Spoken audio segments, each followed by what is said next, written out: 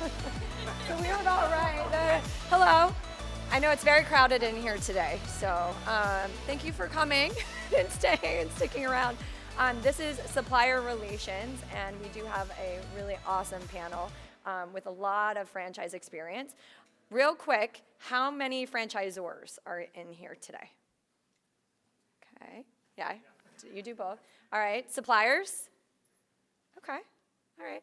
So because we're a tight-knit group today too, and we got instruction over here, we have to use the mics, otherwise I usually wouldn't, but because we are video recording this. We're gonna try and make this a little fun as well because it is the last session and I'm sure everyone's kind of tapped out. But has anyone had done a snowball fight before? I heard that was a thing in Philly with the. I mean, we just fight all the time. Yeah, okay. All right. We throw snowballs. Yeah, exactly. Okay, so what we're gonna do, you should have a piece of paper and a pen.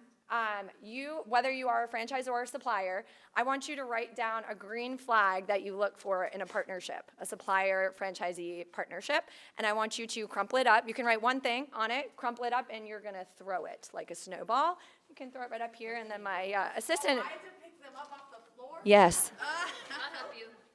I'm just kidding, but no, you're honestly gonna throw it. A green flag that you look for in a supplier or franchisor relationship. What's a green flag? What's something that, yep, yeah, if you guys want to write one.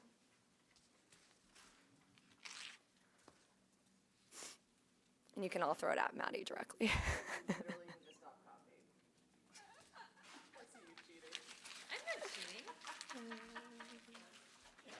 All right, go ahead, throw them. Yep, just randomly throw it, go ahead. Not at the panelists. Not at the panelists. Should I didn't have a basket? We Okay. the moderator's fine, not at the panelists. I was shaking when I was writing.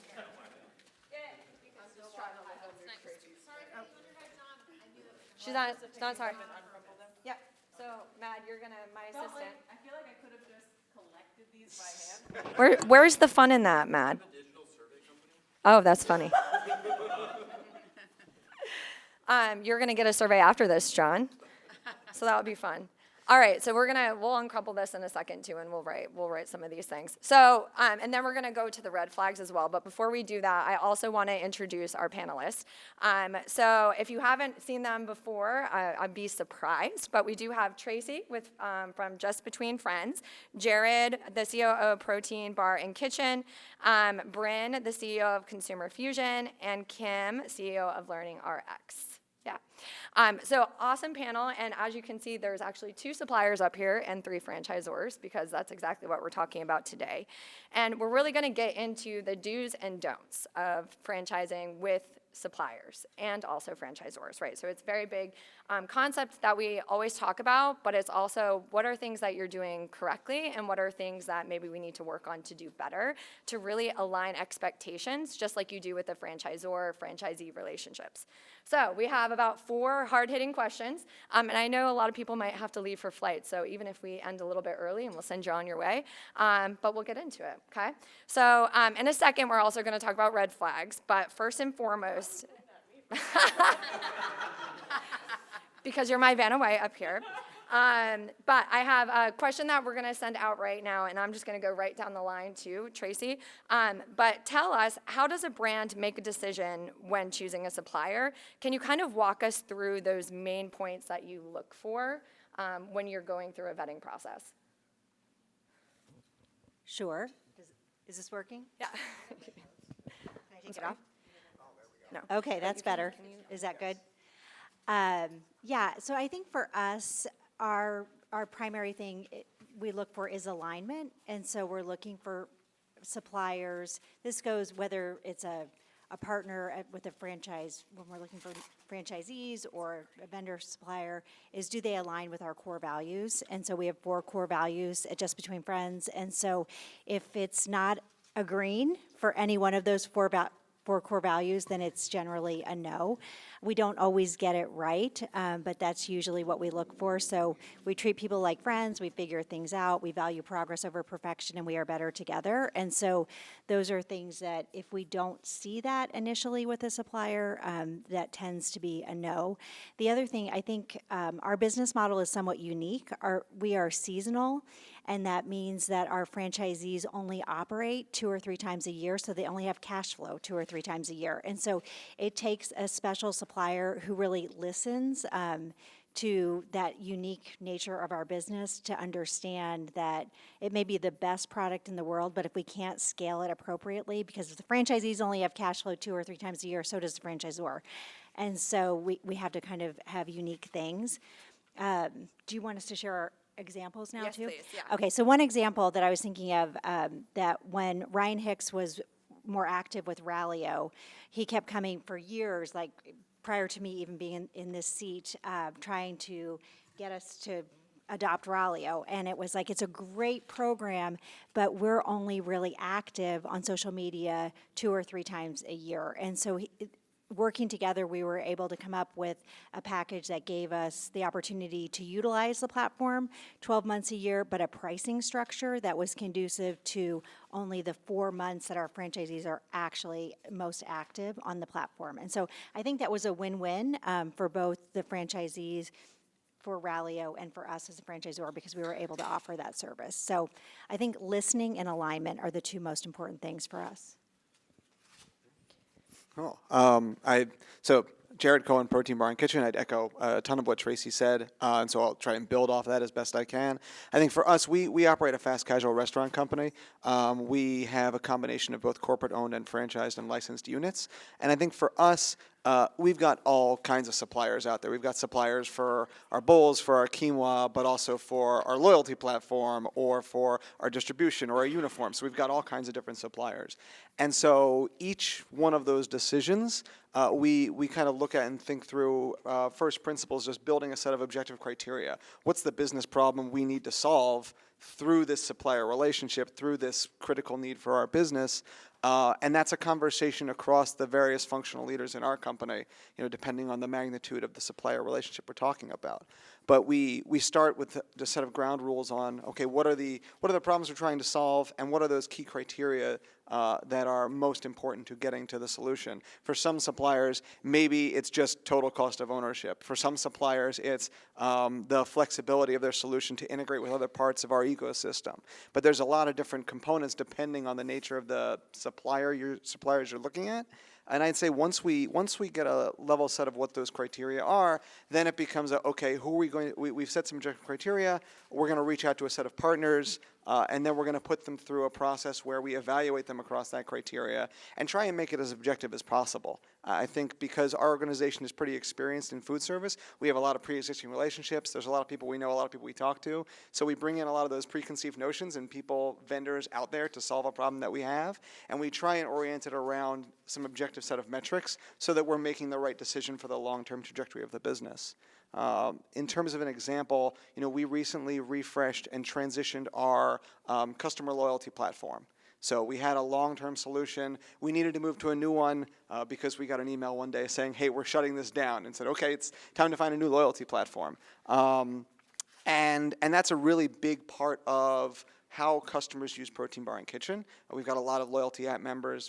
Probably 20 to 30% of our business runs through that. So it's really important to us that when we set out that objective criteria, the number one thing is we need to bring those customers along. We need to make sure they're safe and safely transition to continue using the brand in the way they've become accustomed to. Continue to get your points, continue to be able to order on your phone, and we had to protect that. And then there were other dimensions behind that, but that was kind of paramount. And so as we went through the process of evaluating vendors in that space, the vendor we ultimately chose and we're very happy with now 9 months in is one that made us really confident they'd be able to protect that. And also flexibility of the solution was another big dimension for us. Awesome. Thank you. Bryn, I'm going to go to you next. Obviously, being on a supplier side, you still want to make sure alignment is there and not forcing something. So give us a little bit of detail around that on the supplier side. Sure. Well, to add to what Tracy was saying, listening. I approach every new initial meeting with a prospective new franchise partner. I tell myself, shut up and listen. I need to make sure that my team and I understand what the brand's pain point is, what their initiative is, make sure that I have a thorough understanding, and I never approach it in, let me sell you on everything that we do and why I think we're a good fit. I take it as I need to understand what the brand needs and what the brand wants. And then another thing that's huge in the franchising space is relationships and taking the time to ask. We're a big, small group, and asking what other brands have had success with, which partners, and how supportive that supplier partner is when it comes to interacting with the franchisees, if it's that type of partnership. Do they attend conferences? Do they have quarterly webinars where they're re-educating and continuing to communicate with the franchisees in the system? So just stressing and making sure that you're finding partners that that understand the initiative and that will show up and support the franchisees as well. Take it home, Kim. Okay, what do I look for? Well, first of all, I look for someone who's smart because I'm brain training and I need smart people around me. I look for someone who's likable, and it's, really nice, a bonus if they're also fun. So that's what I kind of look for initially in a supplier. I also kind of want to know what you actually do. So if you can drill that down for me quickly, that's very nice. So that I can understand, there's a lot of companies out there who do a lot of things. Well, what do you do really well? So I like to drill down to that.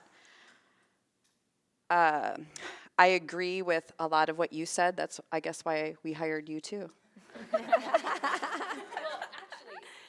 think we should share. I loved how Kim, we wanted to work together, but she wanted her leadership team to feel like they were the ones choosing who their partners were. Because at the end of the day, they are the ones who are communicating and working with our team.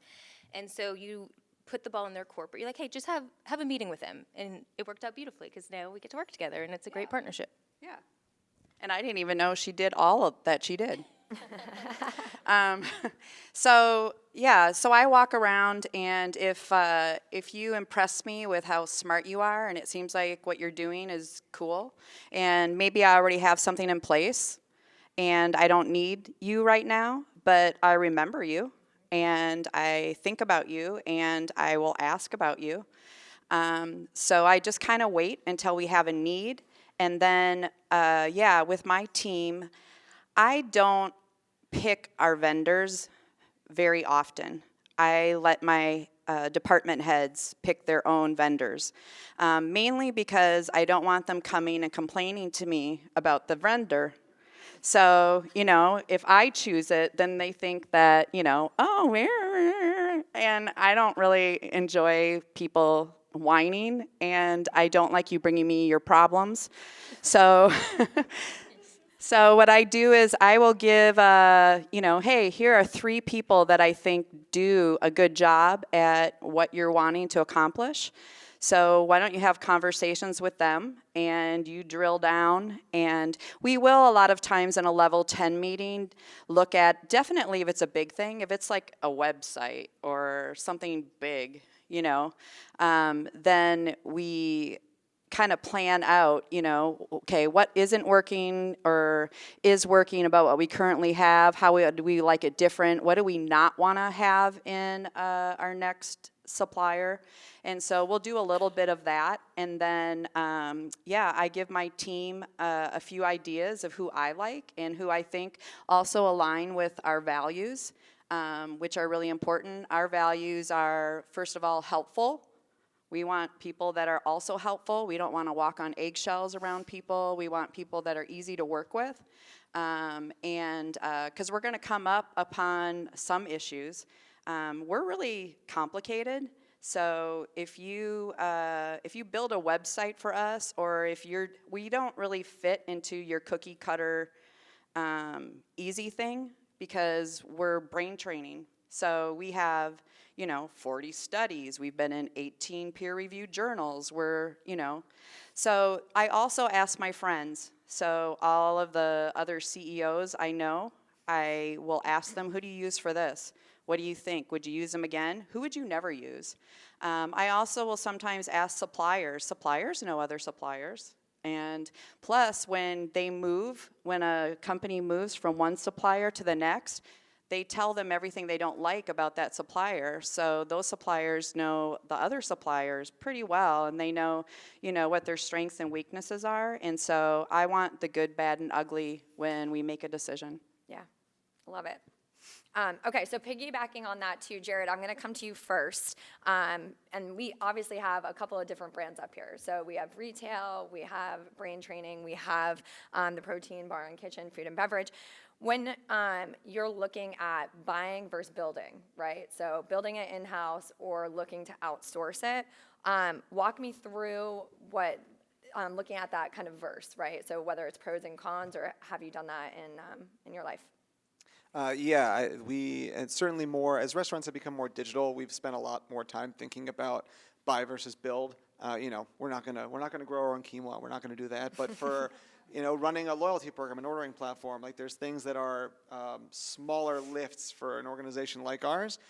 And so when we're thinking about buy versus build, I think it comes back to some of what I was saying earlier, in that, well, what business problem are we trying to solve? Okay, what are the key things that we need?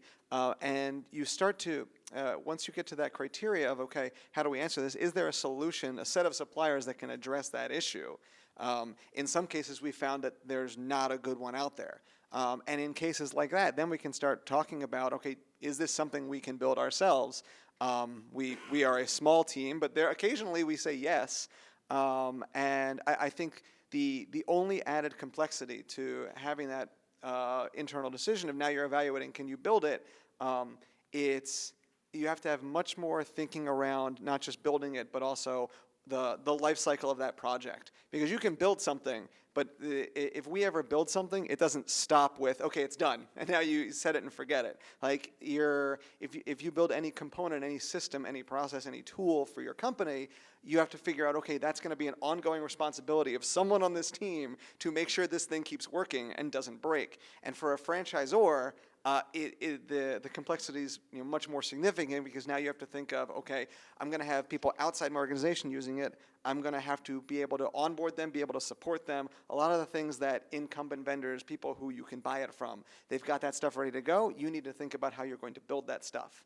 And so for us, I'd say we have a bias towards buying for that very reason. There are occasions where we've built ourselves that have worked out great. There's occasions where we've built ourselves and we've graduated to buy, because as we've gotten bigger, we've found a solution that works better for us. And I'm happy to give examples if we want to spend time on it. Hang on, I know Maddie had a question real quick. Go ahead. I think, can you explain a little bit to the room for the supplier side and the franchisors? I think some franchisors feel shame in using a supplier or like not building it their own, and I think some suppliers don't understand how to get around that talk track. So obviously for you, you've understood, like, we have to integrate, this is not something we want to build, but can you talk a little bit about that? Because I think for some franchisors, they feel like, in order to be a good franchisor, I have to do it all myself. And how you got around that framework. Yeah, well, it helps that we're small and we don't have the resources to do a lot ourselves. So that's, but I'd say for a lot of franchisors, particularly the folks at this conference who are emerging, there are tools that, our expertise is not necessarily building a software tool. Our expertise, that's not what we're experts at. So I think if I were to talk about it with our franchisees, and I have, like, what tools do you use for this? We're looking to make sure we have best-in-class solutions that enable you to run the business effectively. We're in the business of delicious, nutritious, protein-packed. We're not in the business of building a loyalty platform that's going to make sure your guests come back and are served with the right, targeted advertising. But our job is to find and make sure you have the best solution, and providing that to them, and that's where our expertise is best served. There are cases where we want to build it. Digital menu boards is an example of an area where we made this transition 5 years ago from analog printed menu panels to digital screens, and there was no solution out there that did what we wanted it to do, and so we built it ourselves. And I'd say for the first 3 or 4 years that was great, and the market caught up to what we needed it to do.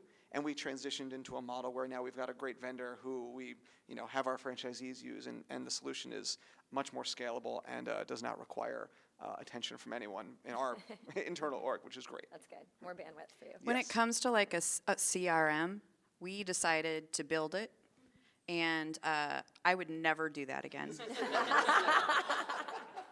I am not a software company. Now I am a software company. So I have 2 full-time people and people offshore that help.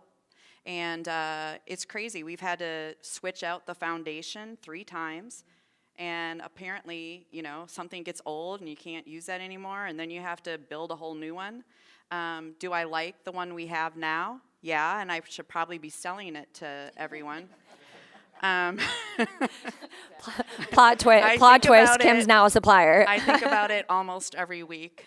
Somebody needs to, definitely like tutoring centers could use my platform. But anyway, you're not a software company, so be a franchisor. That's what you're good at. So I am a software company, and I would say that unless it is such a unique specialty offering that you have that you need to build it yourself, there's so much good technology out there. Is this I don't really need it on, I guess. There's so much good technology already out there. Thanks. Okay. But you have to think behind the scenes. There's so much that goes on that you have to maintain.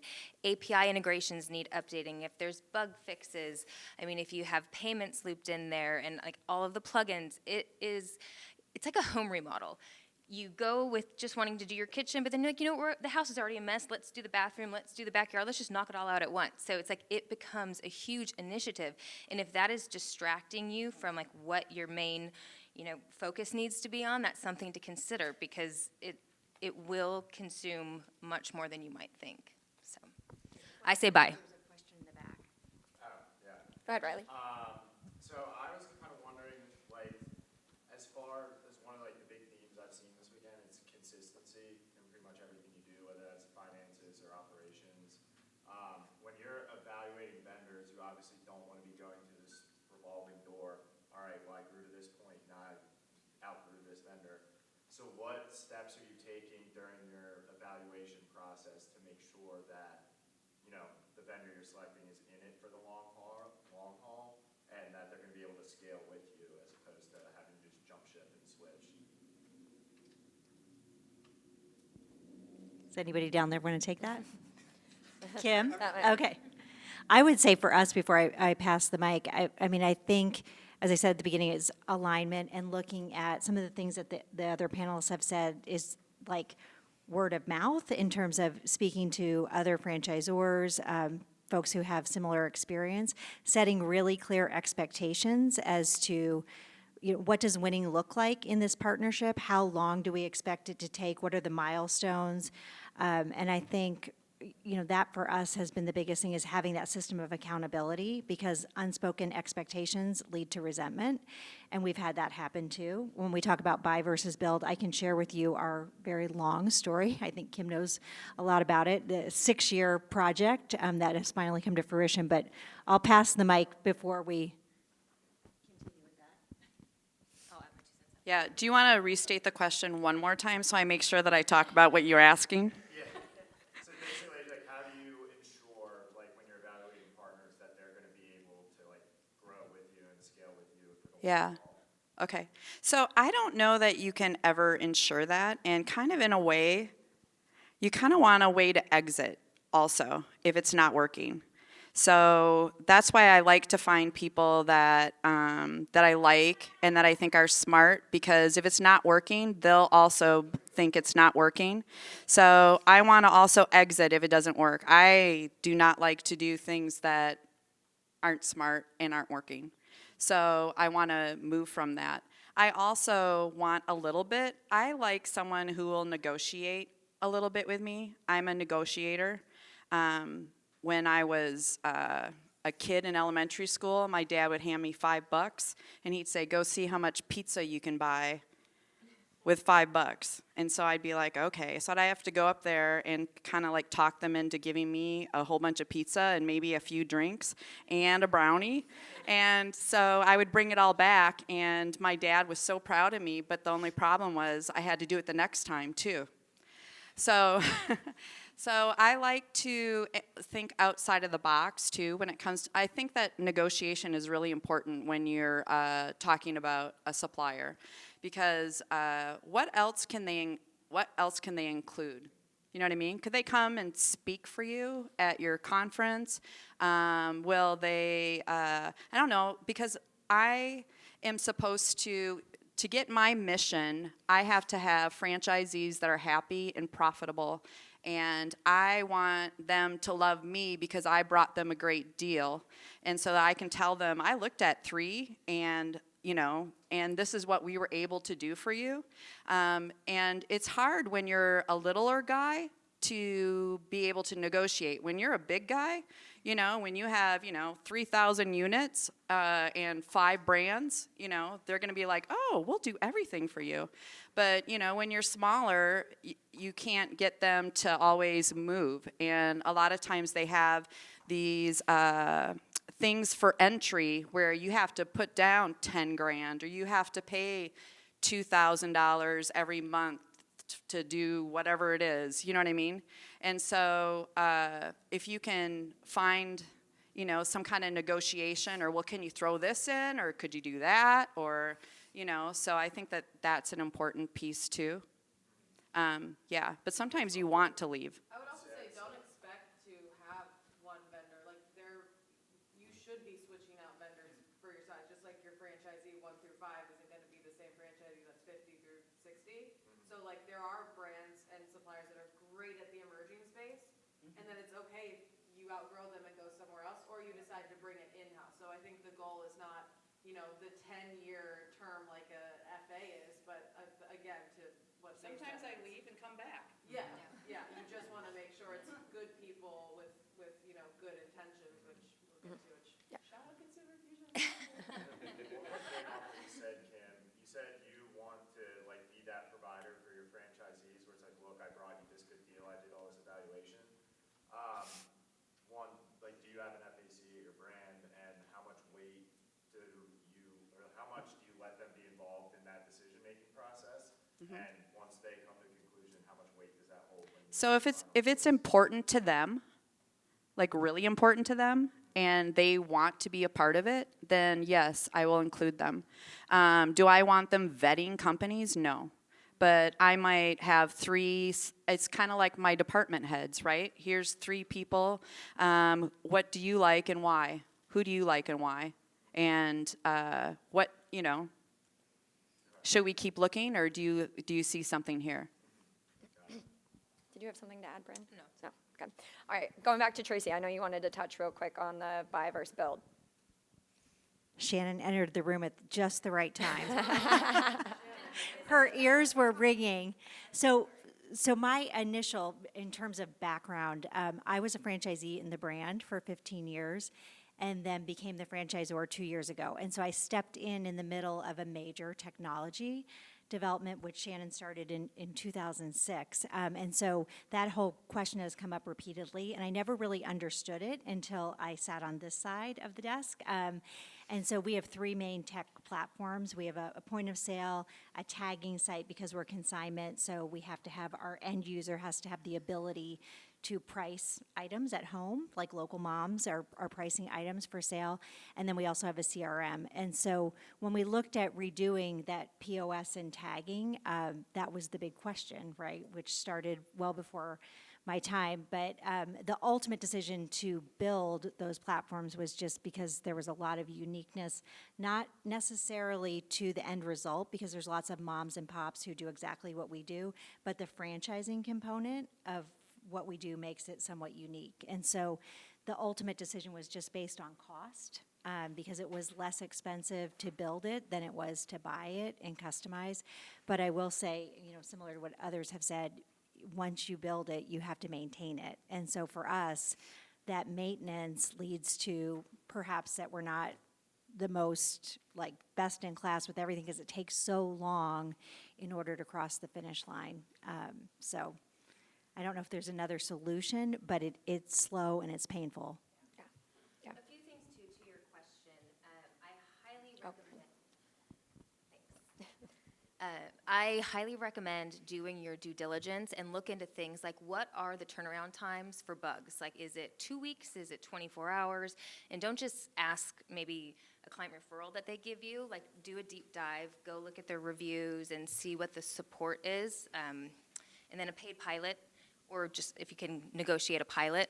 I always test something before I implement it system-wide, so a few things to Can I add consider. something to that? Here's the other thing is you also want to know who are the team that you'll be working with, right? Maybe I love your salesperson and I love your leadership, but if you give me a team where, you know what I mean, like your best team is going to a much bigger thing and I get the changeover. So, you know, if I'm building something or we're doing something and I now have 3 different or 4 different people that I'm on, or just someone who doesn't really know what they're doing. They're new, they're fresh, you know what I mean? So you also kind of you can't always predict that, but I like to know, you know, who are the team that we will be assigned to. And you have to, you know, when you're asking your friends too, that's a good question to ask because I mean, a lot of us have used the same company but had very different experiences, and it wasn't because of the leadership. It wasn't because of it was because who we were assigned to, right? So it's a big difference. I'm gonna add to that because I mean I also need to retain partners as well, and I'll look at Glassdoor because I want to see what their culture is like. There's nothing more annoying when you and your team take the time to bring the account management team up to speed, and then 4 months later, I feel like there's certain partners that I'm forced to have where monthly I have a new point of contact, and then also take a dive into their social media to get a feel for what the culture is. It's worth it, and it takes less than 5 minutes. I was just going to add, building off what you said, I mean, there's nothing more frustrating than having an account rep from a supplier who knows less about the supplier than you do as a user. It's happened, you know, just given the constellation of technology systems and vendors we've worked with over the years. Like, you ask a question, like, oh, I don't know. And you're like, someone in there knows. You got to find the person who knows. Can I talk to them? Right, exactly. I love it. Okay, so I want to go back to the core values piece and looking at suppliers as an extension of your brand, especially getting that buy-in from your FAC, your franchisees, and really doing your due diligence. And I love that you throw in the social media thing, and I think vetting for a supplier is just as important because you want to make sure you're in it for the long haul, even if you do exit. But I think that's how you're the most successful if you can align and grow together. And Tracy, you had something that you wrote out, and it was the red, yellow, and greening process. Can you explain that? Sure.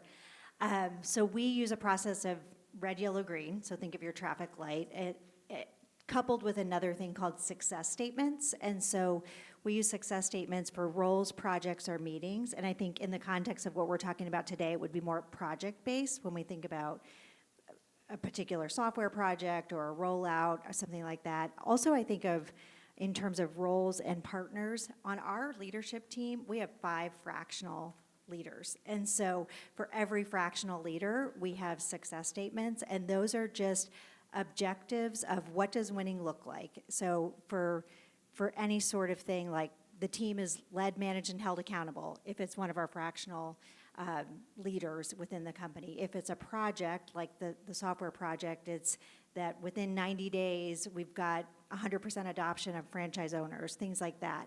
And so with red, yellow, greening, is it true? If it's true, it's green. If it's inconsistently true, it's yellow. If it's not true, it's red. And so we will look at that every single week and determine red, yellow, green for project roles and meetings. And so success statements have really become an integral part of our culture. And as you know, language creates culture. And so when we have franchise meetings, we'll red, yellow, green, where are we as a team on our goals? At the end of a meeting, we'll say, how did we do? And put in the chat, red, yellow, green. And so it's something that it's not really unique to just vendor-supplier relationships, but in all things that we do company-wide, we'll red, yellow, green. And it's helpful because others know what your expectations are. It's clearly communicated, and people know where we stand. Like, what do we need to do to go from red to yellow by next week? All right, what do we need to do to go from yellow to green within a certain period of time? And so it makes it really simple and very clear. Yes. Yes. Accountability. That's the goal. That's awesome. And Jared, you also said something too about references, but I think what stuck out to me, and we obviously referrals in franchising, and Bryn hit upon this, is we're a big community, but we're also really little, and people talk, and references are a huge part, I think, of our business. But you said something a little bit more on you look for suppliers that don't give themselves references, right? So you're out there vetting as well. So give me some examples or anything like that. So it's not. It's looking for, don't just take the supplier's references that they give you, is basically what I meant to say, right? Because references are hugely important. This is a small industry within franchising. The fast casual restaurant space is pretty small too. You tend to see a lot of the same people, a lot of the same events, and it's extremely easy to find references for all the vendors that we regularly talk to. We don't hesitate to reach out to them. The loyalty transition that I alluded to earlier, there was another company that we looked at over the last 12, 18 months, and I loved their sales team. I loved the demos that I got, the functionality. It looked like it did exactly what we wanted, and I was like, wow, this seems to check all the boxes. And then it came to the references, and they gave me some references for some clients, and then I went back and looked at some of their earlier clients, reached out to them because we're in the same space, we know each other. I was like, tell me what the experience was like working with them, and it was just a horrifying set of stories, just like the worst stuff you could imagine for a vendor, a technology vendor specifically, like lots of bad things, but similar to Bryn, what you alluded to, like how long does it take them to respond to fixing a bug? How long does it take implementation? Do these features actually exist, or are they all like theoretical on a roadmap? And just heard so many bad things, and we dodged a huge bullet because we were all excited about them. So I think it's important to get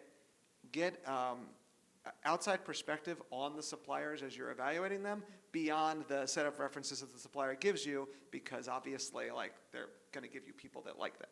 I always ask them, what's your average retention rate for a client if I'm vetting suppliers, and if they don't know that, it's like, well, you run a business. You should know. Yeah, you should absolutely know. Well, and also lean on your trusted supplier partners as well. They know all the top players in the space across the board. I mean, I am introducing people daily, it feels like. So they're a wealth of knowledge and a great resource. Yeah.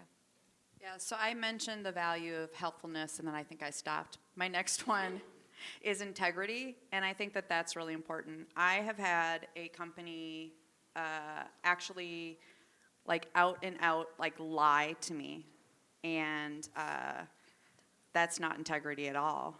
And told me that there was a certain number on their team, and that someone would be dedicated to us, and that they had at first, and then it would be passed off to these other 3 people. I wanted to meet those 3 people. They are never available for me to meet because they didn't exist. Yeah. So. So that goes to the red flag bucket.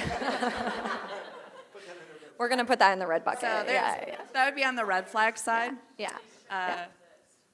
Yeah. Make sure they exist. The next one for us is responsible. And so, yeah, we're there. I expect that mistakes are going to be made, something's going to be miscommunicated, we're not going to understand something. So, which is fine. Like if you are expecting perfection, I wouldn't want to work with you either. So you have to work through that, but you also have to own your mistakes, right? Excellence is our other value. Excellence is important. I want quality, and I also want someone who's always going to look to be getting better. You know what I mean? Not just we're awesome, but we're awesome, and we're going to still keep working on being more awesome. And then our last one is passion. I don't really care if you're passionate or not. but we are passionate about what we do. And hopefully you're passionate about brain training and my franchisees, because that's what we do. We're here to change the world. And I think making sure that they are passionate about helping support your franchisees is. Yes, there we go. Yeah, absolutely. Okay, so we have a couple minutes left too, I think just under 10, but I really want to drive home those two buckets that we were talking about earlier, green flags and red flags. Vanna White over here wrote up a bunch of our green flags, but I also want to come back to the panel too. I don't know, you guys probably can't see this over here. If you can have a like drop the mic and walk out of this room and you have one piece of advice to a supplier or a franchisor going through this due diligence, like what is the number one green flag that you look for in that relationship to really better your brand? I can go right down the line. If you want to go first, Jared, you're holding the mic. Okay, sure. I mean, one thing for suppliers that I think is most important, overarching, is that they listen to what I'm telling them. Because if I'm reaching out to a vendor, it's because I have a specific problem. It's because there's something we want to solve. There's some objective we're trying to reach, and the number of not all vendors will hear what I have to say and then respond specifically to what I've asked them for. It sounds easy to do, but it's like, I appreciate the reps probably have like a very set routine of how they engage with a potential customer who happens to be a restaurant company.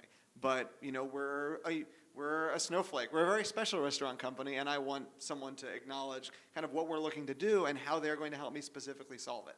And that goes to understanding our problems, but also understanding what we sell. You know, understanding that we sell bowls and protein shakes. We don't sell hamburgers. Like some people have talked about us selling hamburgers, and it's like, well, you guys don't really know who we are. I think that just goes a long way to demonstrating that they're going to be there to help us over the course of our relationship with them. And so more than anything else, that's a signal to me that it's someone who's going to take the time to help me solve the problem. Yeah, absolutely. Tracy? I didn't realize I made the choice.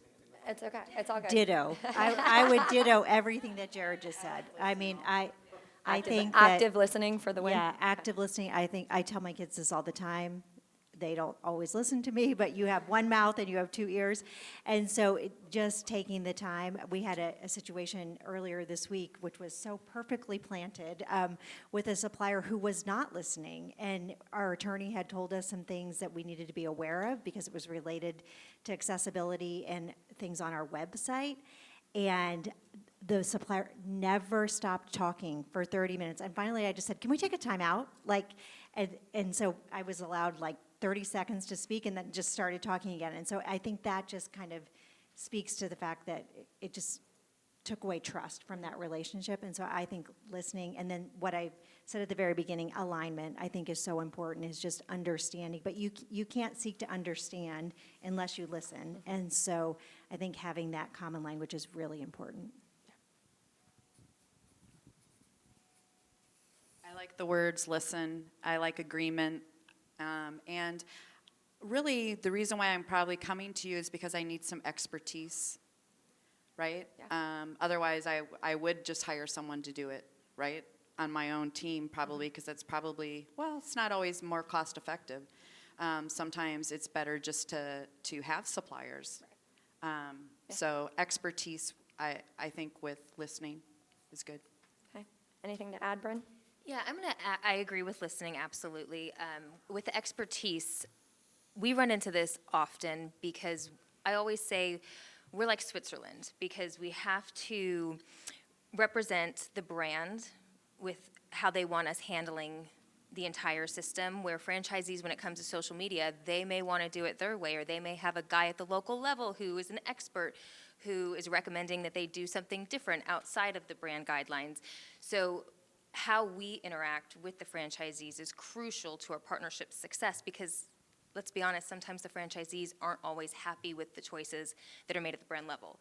So that communication from listening to the brand is a very crucial piece of how we, Got it. Okay, so I shouldn't have done this, but we're going to end on a red flag. Okay, so now we're gonna do that. If there's one thing or a couple of things on your radar that's an immediate red flag turn off, obviously probably the opposite of everything that you just said. I think that kind of sums it up, but the talking piece, I think more than listening, is there anything else that you want to add to the red flag bucket? Okay, I'm gonna not just say. Jared's like, I have a list. I'm gonna try and go not the exact opposite of all the things that I've said, so something completely different. Okay. But I feel like a red flag to me sometimes is just a demonstrated lack of flexibility. We're an emerging brand. We're still growing and figuring out like all the things we can do and the ways we want to structure both our relationship with franchisees, but also our operating model, the menu we have, the expressions that we have. And it's really important to us when selecting a vendor. We want someone who is going to be amenable to the changes that we're going to have. We don't even know what all those changes are yet. But when we've picked a lot of vendors, and I'm over-rotating to technology, but like this is where I spend a lot of my time, we are looking for people that are going to grow with us and listen to what we need them to do, which could be, hey, we need to figure out how to do this kind of promotion. You guys can't do it, but I need you guys to build the capability to do it. So looking for that inflexibility. And asking someone like, hey, can we do this with your solution bag? If I hear like, oh, that's on the roadmap, like, then I know that that's not going to happen in the next 3 years. But if I hear someone say, we're piloting that now, or you guys could beta that, that's the type of thing where I'm like, okay, we definitely want to keep talking because that's something that's tangible. Honesty. Yeah. Anything else? Yeah, We'll fight for it. I was gonna say. I would say also a red flag is somebody who always says yes, right? Like, yes, we can do that. Yes. Wait, do you know what my question is? So I think that is definitely, and we found ourselves in that situation related to technology where it's like what we really needed was a Yugo and what we were sold was an Escalade, and therefore we never got there because we didn't have the budget or the resources or the patience to get it done. So I think having a supplier who knows what they're really good at and what they're really not good at so that we're able to make wise decisions. I think at the beginning, Kim said something about cookie cutter. Like, we're asking for non-cookie cutter solutions, but sometimes we need to be brought back down into reality. Like, I understand this is what you want, but this is really what perhaps you need. So I appreciate that honesty, and sometimes we need to hear things that we don't necessarily want to hear, but are important to move forward. Awesome. All right, Kim.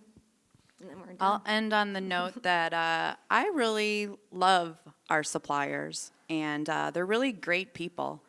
I ran down to the rocky stairs today with 3 or 4 suppliers, and some of them I don't use, some of them I would totally use, but I don't need them. But guess what? I know a lot of people, and when they ask me, who would you use? I would highly recommend any of those 4 people. There were 5 people, but I think, but So 2 of them 4 were out of from the 5. same company. Oh my Yeah. God. So Kim, if you want to be a supplier of Learning RX, you have to run the rocky stairs. Yes. In Philly. No, just kidding. With me. No. I love it. And then also, I do have some of my business book. I have a few left. If you would like one of my business books, it's on the front. I also have 2 of my Unlock the Einsteins. So if you know someone who's struggling to learn and you want to help them, or someone who'd like to help people, feel free to take one and give it to them. All right, that's a wrap. We're at time. I know Bryn has to get a plane, but if anyone wants to come up to and ask questions. But thank you guys, rock stars.